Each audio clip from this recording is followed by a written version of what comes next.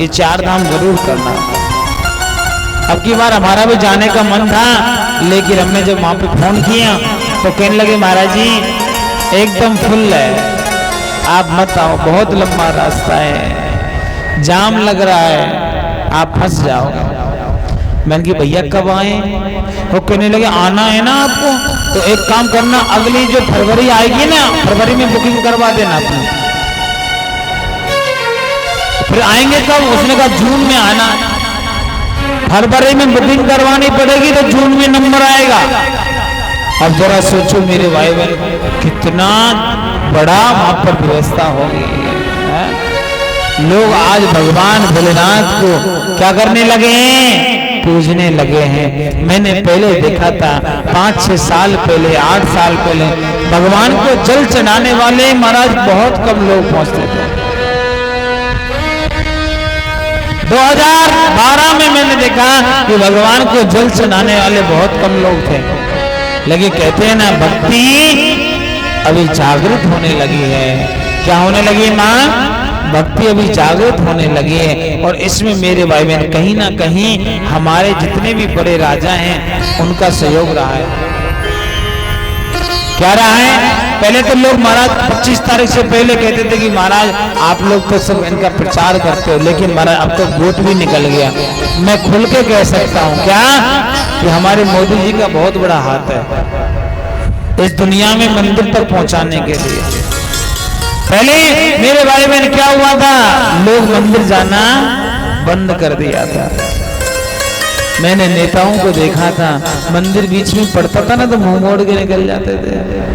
और आज तो प्यारे मंदिर के जगह पे महाराज आप ये गुरुग्राम में देखो ना, कितने सुंदरकांड के पाठ चल रहे हैं, कितनी महाराज यात्राएं चल रही हैं। लेकिन कोई नेता था पहले कि कोई गंगा जी ले जा रहा है, यमुना जी ले जा रहा है, कोई हरिद्वार ले जा रहा है, कोई वैष्णो देवी। लेकिन आज देखो ना बस पे बस लगी पड़ी है। क्या? क्योंकि मेरे भाई बहन भक्ति कोई ना कोई बड़ा शुरू करता है तो छोटे अपने आप पकड़ लेते हैं। क्या होता है? अब जरा बताओ, हमारे घर में जितने भी बुजुर्ग हैं, जितने भी बड़े लोग हैं, वो लोग भक्ति नहीं करेंगे तो बच्चे कहां से करेंगे? बोलो ना। मेरे पास में कई लोग आते हैं, महाराज जी हमारा बेटा बिगड़ गया, हमारा बेटा हमारी बात नहीं सुनता है, हमारा बेटा खराब हो गया। मैं उसको कहता हूं भैया आपका बेटा नहीं बिगड़ा, आप बिगड़ गए। क्या? जिसके माँ बाप बिगड़ जाते हैं उसके बेटा बेटी अपने आप बिगड़ जाते हैं, उनको बिगाड़ना नहीं पड़ता। और बेटा बेटी वही करता है जो माँ बाप करते हैं। बेटा बेटी जो होता है ना, वो माँ बाप को देख देख के सीखता है कि इसने क्या किया तो मैं करूंगा। हमारी दादी एक कथा सुनाती थी, मुझे आज भी याद है कि एक स्त्री थी, वो अपने पति से बहुत प्यार करते थे। किससे प्यार करते थे? अपने पति से बहुत प्यार करते थे, लेकिन अपने ससुर और सास से बिल्कुल प्यार नहीं करते थे। वो क्या करती थी मेरे भाई बहन? अपने पति के लिए तो बढ़िया खीर पूरी बनाती थी, बड़े अच्छे अच्छे पकवान बनाती थी, और सासू ससुर को महाराज क्या या तो दलिया या खिचड़ी या फिर ऐसा कुछ दे दिया करती जिससे उसका पेट भर जाए बस। हमारा बुजुर्ग लोग थे, वो कहते कोई बात नहीं, कुछ मिल रहा है तो ठीक है। कभी कभी तो ऐसा होता कि हमारा कंकर पत्थर वाला चावल का खिचड़ी बना के दे देती, उनके दांतों में लगता है। नौबत यहां तक आ गई कि महाराज बर्तन में रोटी देना बंद कर दिया। क्या करना बंद कर दिया? बर्तनों में रोटी देना बंद कर दिया। उनको मेरे भाई बहन किस में रोटी मिलती है? वो जो मिट्टी के खप्पर होते हैं ना उसमें। अब प्यारे वो खप्पर जो होते हैं ना मांजने नहीं पड़ते थे, उनको फेंक दिया करते थे। मानो कितना उनसे भेदभाव होने लगा कि उनका झूठा बर्तन भी मांजने को तैयार नहीं है। आज भी कमी नहीं है माँ, तो आप ये मत सोचना, आज की भी बहू सास ससुर का बर्तन नहीं मांजती, काम करने वाली आती है घर में। हाँ, आजकल तो फैशन हो गया है। घर में चाहे कितने भी रुपये कमाने वाले हो कि नहीं हो, मैंने देखा एक घर में एक बहन स्कूल में जाती है, और स्कूल में जाकर के 10,000 रुपए लेके आती है। कितना लाती है? 10,000। नौकरानी लगा के रखी है महाराज, रोटी वाली अलग, पोछे वाली अलग, और वो वाली अलग, और ये वाली अलग अलग। अब प्यारे सब में उसका खर्चा होता है कितना? 16,000। और बहन जी लाती है 10,000। अब जरा सोचो, अब इसे फैशन बोलोगे कि बीमारी बोलोगे? हाँ, ये काम तो खुद भी कर सकते हैं महाराज। और मैंने देखा है जब व्यक्ति काम करता है ना, तो एक बीमारी नहीं होती शरीर में, और जब काम नहीं करते तो बीमारियां का घुसना शुरू हो जाता है। महाराज पहले शुगर हो जाएगी, फिर महाराज बीपी चालू है गए, किसी का लो होता है तो किसी का हाई, और महाराज उसके बाद में धीरे धीरे धीरे धीरे क्या शुरू हो जाता है? इधर ये लटकना शुरू हो जाता है नीचे। कईयों को मैंने देखा इतना लंबा लंबा, हाँ जी माता जी क्या हो गया? महाराज जी बताएं क्या हुआ? बोलो। थायराइड हो गई, मोटापा बढ़ना शुरू हो जाता है। क्या होना शुरू हो जाता है? एक मोटापा संसार की 128 बीमारियों को लेकर प्रकट होता है। अंत में किडनी फेल, धीरे धीरे हार्ट फेल हो जाता है, और धीरे धीरे आधी शाम हो जाता है। महाराज बीमारियों को पुतला बन करके इंसान दुख झेलता है। अब जरा सोचिए, शरीर से काम करते रहेंगे, शरीर बढ़िया काम करता है माताओं, और खूब भूख भी लगती है। काम करने वाले को भूख ज्यादा लगती है, जो काम नहीं करता ना वो पड़ा रहता है, उसको भोजन में नहीं पचता, अपच हो जाती है, खट्टी खट्टी डकारें आने लगती हैं, और फिर महाराज पता नहीं कौन कौन से चूरन, पेट सपा, ये सपा, वो दुनिया भर के चूरन सब लोग खाना शुरू करते हैं, लेकिन काम नहीं करना।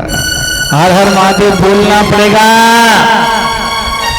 और जोर से, और जोर से बोलना पड़ेगा। भगवान भोलेनाथ प्यारे जाने लगे। भोलेनाथ को देख करके नारायण बड़े क्षुब्ध हो गए, और प्यारे लक्ष्मी जी से इतने रुष्ट हुए कि लक्ष्मी जी को देख करके अब तो महाराज उनको सूझता ही नहीं है, और कहते या तो आप रहो या हम रहें। लक्ष्मी जी कहने लगे हम बाहर रह लेंगे, आप अंदर रहो महाराज। क्या आप अंदर रहिए? आज भी आप देखा होगा बद्रिकानाथ में लक्ष्मी जी बाहर है, और भगवान श्री ठाकुर जी ने कहा कि देखो जब तक कोई मेरे को भगवान के नाम भोलेनाथ से कोई पूजा नहीं करेगा, उनके नाम की दाल नहीं चनाएगा। क्या? दाल, चने की दाल। अब जब भी जाओ तो वहां देखना चने की दाल का प्रसाद लगता है। चने की दाल जब तक कोई नहीं चढ़ाएगा तब तक मैं प्रसन्न नहीं होऊंगा। और मेरे भाई बहन क्या, भगवान श्री भोलेनाथ श्री नारायण को बद्रिका आश्रम देके चले गए। राधे राधे हर हर महादेव बोलना पड़ेगा, और जोर से, और जोर से। ऐसा अवगरदानी बाबा भोलेनाथ से अलावा कोई दूसरा नहीं है। मेरे भाई बहन, कोई भी अपना घर नहीं दे सकता इस संसार में। थोड़ा कुछ दे सकता है तो पैसा दे देगा, लेकिन कोई घर नहीं दे पाएगा। भगवान शंभू कैसे हैं कि मेरे भाई बहन जो कोई मांगता है उसको कभी वापिस नहीं करते, जो मांगे सो दे देते हैं। मेरे भाई बहन क्या करते हैं? जो मांगता है उसको सब कुछ दे देते हैं। और कई बार तो महाराज ऐसे ऐसे लोग हैं जो पहले भगवान भोलेनाथ को चक्कर में फांस देते हैं। आपने उस दिन कथा सुनी थी ना परसों भस्मासुर की। भगवान भोलेनाथ मेरे भाई बहन क्या वरदान दिया कि महाराज जिसको हाथ रखते वो भस्म हो जाए। भगवान खुद को चक्कर में पड़ गया। इसलिए याद रखना, भगवान भोलेनाथ की यदि भक्ति करने का मौका मिल रहा है तो एक भक्ति करना, क्या कि निष्काम भक्ति होनी चाहिए। कौन सी भक्ति होनी चाहिए? निष्काम, जिसमें कोई कामना नहीं होनी चाहिए।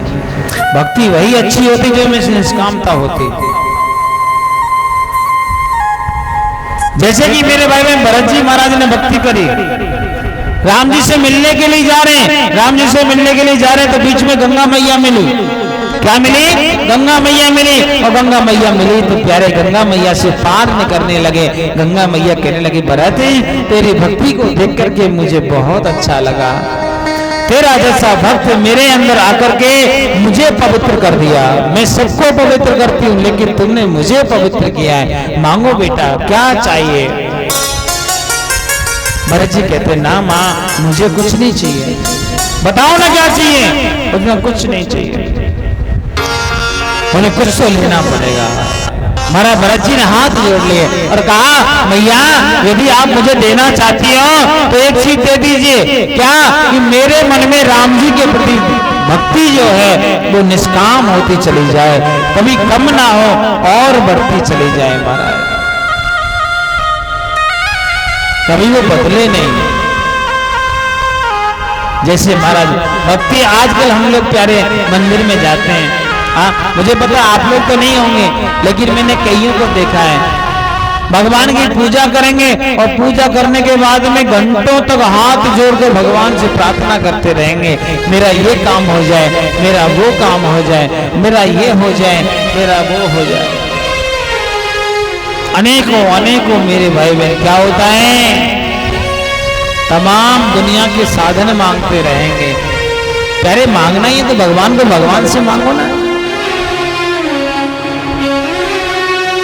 भगवान भोलेनाथ से कुछ नहीं मांगोगे ना, तब भी वो इतना देता है कि प्यारे लेने वाले की ये जो झोली होती है ना, ये छोटी पड़ जाती है माताओं।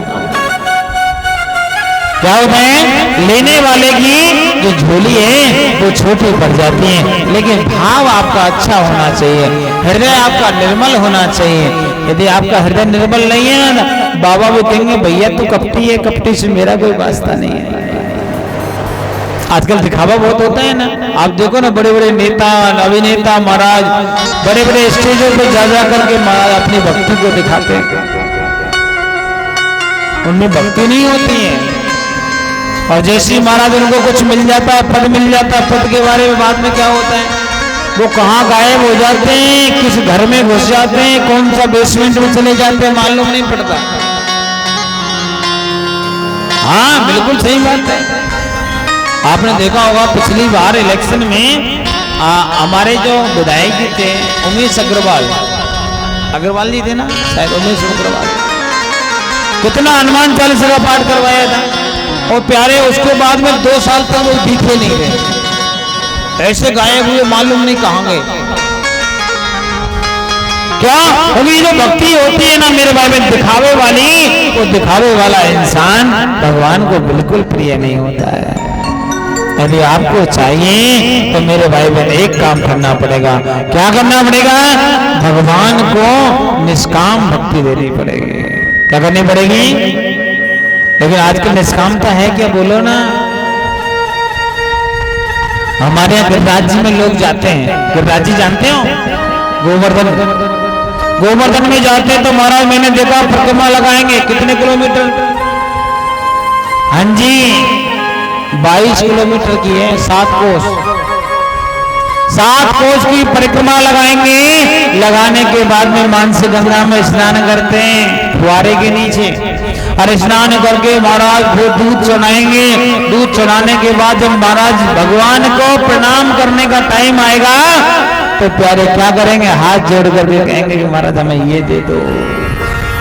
सबसे बड़ी गलती कर देते हैं। अब जरा सोचो, इतनी मेहनत को आपने छोटी सी चीज के लिए तोल दिया। भगवान क्या करता है? भैया ठीक है, आपने परिक्रमा लगाई, लीजिए खत्म करो कहानी। देने में चूकता नहीं है। हमारा गोवर्धन बाबा ऐसा नाथ है, प्यारे आप एक बार परिक्रमा लगाओ, 2 बार बनाओ, 3री बार परिक्रमा लगाओगे आपकी मनोकामना पूर्ण हो जाती है। प्रैक्टिकल किया है ये हमने। क्या किया है?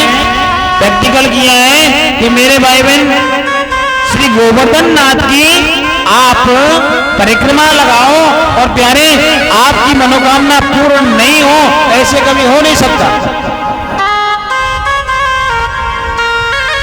हमने परिक्रमा का लिया था नियम, हर महीने परिक्रमा लगाएंगे भगवान को।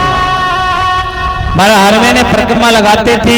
मन में लालसा केवल एक ही थी, क्या? कि बाबा हमें कुछ नहीं चाहिए, हमने जो पढ़ाई करी है ना उसके हिसाब से हमें अपना नौकरी मिल जाए, और नौकरी कैसी मिल जाए, हम तेरी नौकरी करेंगे, दूसरे की नहीं करेंगे, दुनिया की नौकरी नहीं करेंगे, तुम्हारी नौकरी करेंगे। और तुम्हारी नौकरी मिलना बड़ा कठिन है, इसलिए हमें आप अपनी नौकरी दे दो। माताओं, मुझे आज भी याद है, मेरी 5वीं परिक्रमा बाद में पूरी हुई थी, फोन पहले आ गया था। जिस कॉलेज में मैं पढ़ता था ना, निम्मार संस्कृत महाविद्यालय वृंदावन अटला चुंगी, वहां से कॉलेज में प्राचार्य जी का फोन आया और कहने लगे, विद्यार्थी एक काम करना, कल से है ना आप श्री जी के मंदिर में जाकर के कथा करके आना, आपकी वहां पर हमने नौकरी फिट कर दिया। क्या कर दिया है? आपकी नौकरी फिक्स हो गई है। मैंने कहा महाराज जी दक्षिणा क्या मिलेगी? उसने कहा देखो दक्षिणा पे ध्यान मत दो, यदि दक्षिणा पे ध्यान दोगे तो जीवन में कुछ नहीं कर पाओगे। तो बाबा फिर भी तो कुछ तो बताओ ना। उसने कहा आपको पर डे का 21 रुपया मिलेगा। एक दिन का कितना मिलेगा? 21 रुपये मिलेगा, 1 घंटा कथा करना है। अब महाराज हम लोगों ने वहां कथा करना शुरू किया। बताओ, पहले दिन 21 मिला, उस दिन 51 मिला, डेली का 100 रुपये हमको मिलने लगा। हम इतना खुश हो गए कि सारी बीमारी खत्म। 100 रुपया एक दिन का मिलने लगा। हम सोचने लगे कि अब कहीं जाना ही नहीं है, अब तो केवल भगवान की ही कथा करनी है, बस पाठ पूजा करने जाना, कहीं अनुष्ठान करने जाना, सब बंद कर दिया। क्या? क्योंकि प्यारे हमें नौकरी भगवान ने दे दी महाराज। और प्यारे वो भागवत की कथा शुरू हुई थी मेरे ख्याल के सावन के महीने से, और हमारा पूरे 6 महीने चली। कितनी चली थी? पूरा 6 महीने तक वो कथा चली थी। और ऐसी मैंने 3 कथाएं शायद वहां करी होंगी, 3 या 2 कथा करी थी। और भगवान ने फिर लात मार के भगा दिया आपके गुरुग्राम में। कहां भगाया? आपके गुरुग्राम में भगा दिया शाम। यहाँ पे भी माता खूब सेवा मिली, ठाकुर की अच्छी अच्छी सेवाएं चली। और प्यारे परमात्मा की कृपा, कन्हैया का आशीर्वाद, आप लोगों का प्यार कि अभी महाराज कई साल से आपको कथा सुनाने का मौका मिल रहा है। ये हमारा बड़प्पन है क्या? हमारा भाग्य है या फिर आप लोगों का बड़प्पन है? मालूम नहीं है। हर हर महादेव बोलना पड़ेगा और जोर से, और जोर से। मैं कल जहां भोजन करने गया ना, तो माता जी कह रही, ब्याजी आपका हर साल का भोजन कराने का मौका हमको मिल जाता है, हमें बड़ा अच्छा लगता है। इस बहाने से आप हमारे घर भी आ जाते हो और महाराज घर के साथ साथ आपसे बात करने का मौका मिल जाता है। और बात सही है भैया, भोजन करना तो बहाना है, बाकी तो मिलना है। क्या है? मिलना है। और मिलकर के घर में बैठना करें अपने आप को महाराज मैं भी बड़ा भाग्यशाली समझता हूँ। मुझे बहुत आनंद आता है तो आप लोगों के घर जाकर के बैठ करके आपके बीच में परिवार के बच्चे की भांति ऐसे बैठ करके आप लोग जब भोजन कराते हो, तो हमें लगता है कि आप कोई और नहीं, हमारे इस जन्म के तो नहीं, अगले जन्म के माँ बाप जरूर रहे होंगे कि आप बालकों की तरह भोजन कराते हो। हर हर महादेव बोलना पड़ेगा।